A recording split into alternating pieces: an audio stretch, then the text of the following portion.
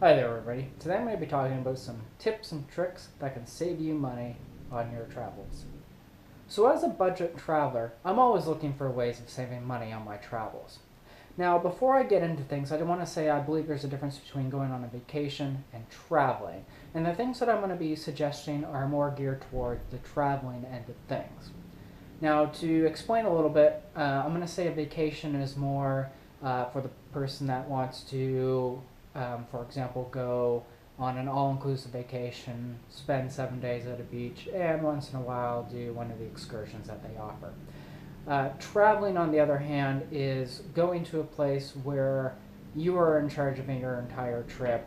You're going to be moving around from place to place, and you want a more of like an immersive experience in wherever you're at. So the first and most important thing that you're going to be looking at is accommodations.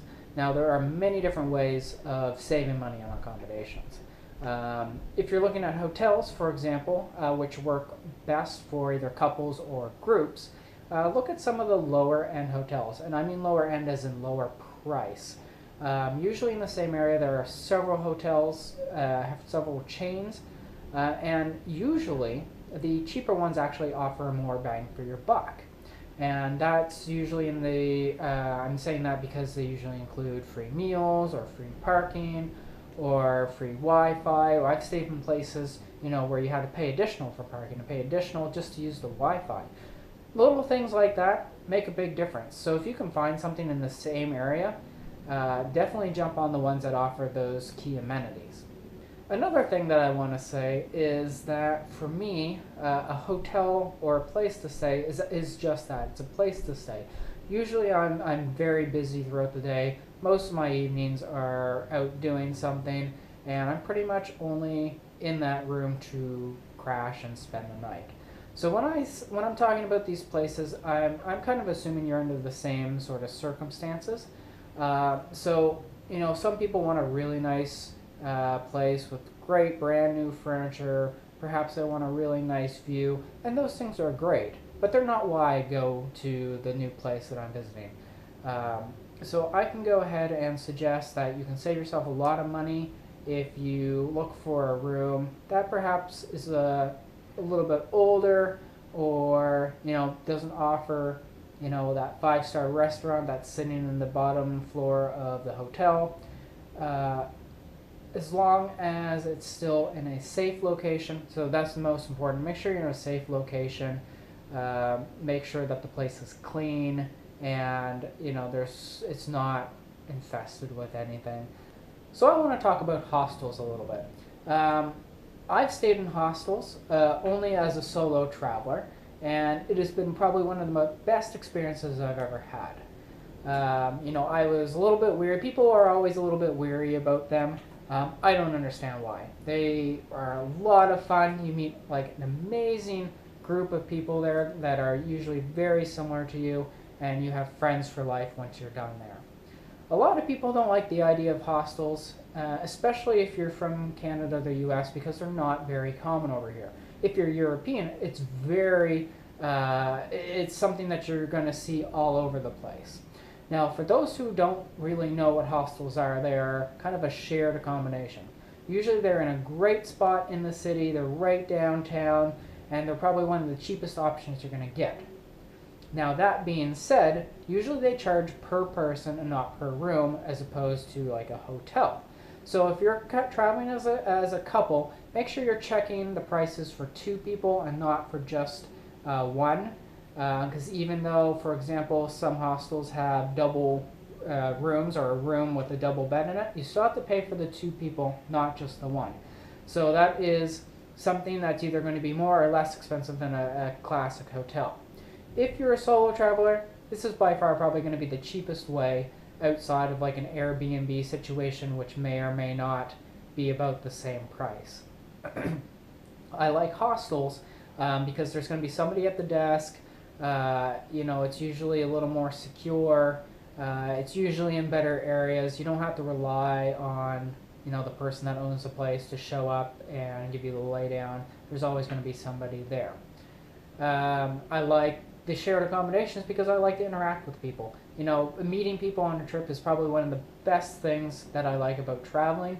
I like meeting people from other places, making friends with them, and you can do things while you're on that trip with the new friends that you met. If you're not used to staying in a dorm situation, these places can be a little intimidating, especially if you're a female. Luckily, the people who run hostels take this into consideration. A lot of people will have female-only rooms, male-only rooms, and then there are co-ed living situations. So definitely check these out. If it's not something you've considered before, definitely look into it. I know on the trip coming up that Chris and I are going to do, we're going to be looking into hostels. I believe that sometimes, although I haven't looked much into it, we're going to look into it together actually when I do my videos of really broken down how to plan a trip from scratch. We're going to be looking at hostels, and some of them have the option of being in individual like dorm style beds, which we're going to probably do for a few nights. And then there's hostels where it's not much more to have two people stay in the same room. And finally, for the accommodation aspect of stuff, I want you to consider outside the city. I don't know about you guys, but I definitely like to do things that are outside the city. I like hiking. I like going to waterfalls, exploring the nature side of wherever I am. I don't always like just to be in the city. So if you're outside the city, one of the great options that you have is camping. Now, a lot of people don't consider camping when they're traveling. A lot of people consider that's what you do back home. On the weekend you go for a camping trip with your family. Not a lot of people consider that as an option as you're traveling around. I've done a lot of road trips, and I can tell you right now, camping's a lot of fun. I'm one of those people that take great joy into whatever area that I'm at, even the vegetation as well. So camping really allows me to connect with the landscape of the place that I'm at, and it allows me to do the fun things like making fires and making s'mores and doing those back to nature sort of things that you can't do in the city. So if you are going to like a national park or places like that offer camping, consider bringing a tent or buying a cheap tent when you're there. In the long run, say if you spend a few nights in each place and you do a bunch of hiking in that area, it could save you a lot of money. So the next thing I want to talk about is transportation when you get to a place. So unless you're staying like an all-inclusive where you get a bus transfer from the airport automatically to the resort, you're going to have to look into how you're getting from point A to point B. Now, a lot of times people automatically go for taxis, and that's the only thing that they want to use. They don't have to put into any planning on how to get there. It's easy, but it's also the most expensive. So I'm going to suggest using a lot of public transportation when you go to the city parts of wherever you're visiting. So, there's many options. Mostly the bus and the subway systems are going to be prevalent in pretty much any major city that you go to. There are also other things like funiculars or trams or trolleys, Uber, stuff like that is not as common. Look into those options as well. So I know some of you may be a little hesitant about using public transportation. A lot of you feel like you may not know where to get off or how to use it. These things are really designed for ease for the most part. So if you look at a map, you're pretty much going to be able to figure it. And what you need to do beforehand is simply go to Google Maps, for example. It knows where you're at, you know where you're going, type it in, and it will give you directions on how to get there. So save those directions. Just take a picture on your phone, for example. If you look it up on your phone, take a picture of it, of the map that's there. That way you have it at all times. You don't have to use your data all the time. Once you get to, for example, the subway, there's maps all over the place on those things. There's maps inside the subway. There's maps in the subway terminals. Physically see where you're going to be going and hop on, and you're going to be able to track it the whole time that you're there because you know what stops are going to be coming. So it's not really as hard or as scary as you think it is, and it's definitely the cheapest way to get around any city.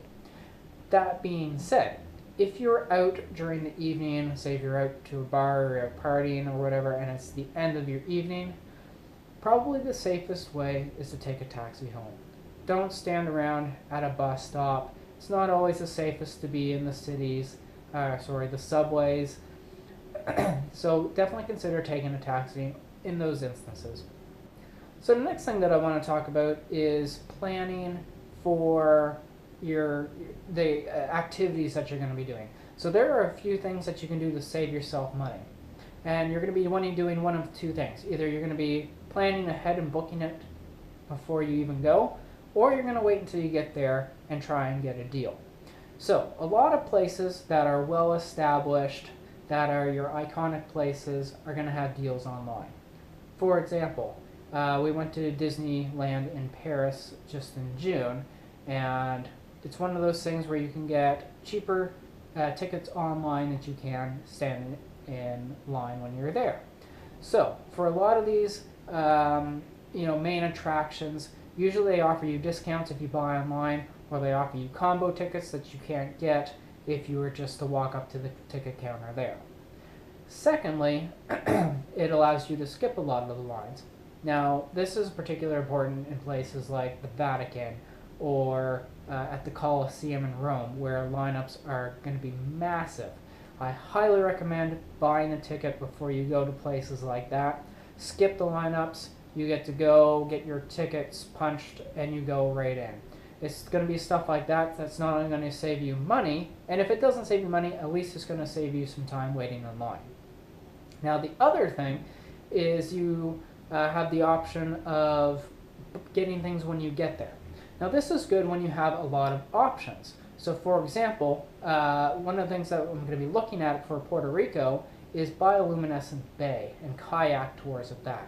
Now, chances are I'm going to hold off until I actually get there to book it, because there are a lot of different companies that are trying to get you to go with them. If you book beforehand, you're going to be guaranteed a spot, but you may not get the best deal. So, in particular situations when there's lots of options, and especially in places like that where bargaining and negotiation is a thing and it's not a static price like it is here in Canada or the US, definitely consider waiting until you get there, having conversations with them. They may take $5 or $10 off your price. That's going to save you money. Same as when you go to these gift shops in certain areas. For example, in Barcelona, went to buy a t-shirt. It was €12. It's one of those things where I would have paid €12 for it. Told him I thought it was too expensive, the guy that ran the place. And he's like, oh, okay. He's like, well, I'm going to cut you a deal, €10. Seems like a good idea to me. If you can save a couple bucks there, you can save a couple bucks somewhere else. Pretty soon you're going to have enough to buy a t-shirt that you wouldn't have had otherwise. So those are the things you need to consider when you're looking at doing activities. Always check online first, see if there's a deal. Some things you have to have particular times for. I found in Europe especially, like if you go to museums or you go to galleries and stuff like that, a lot of them are time-based entries because there's so many people that go through there.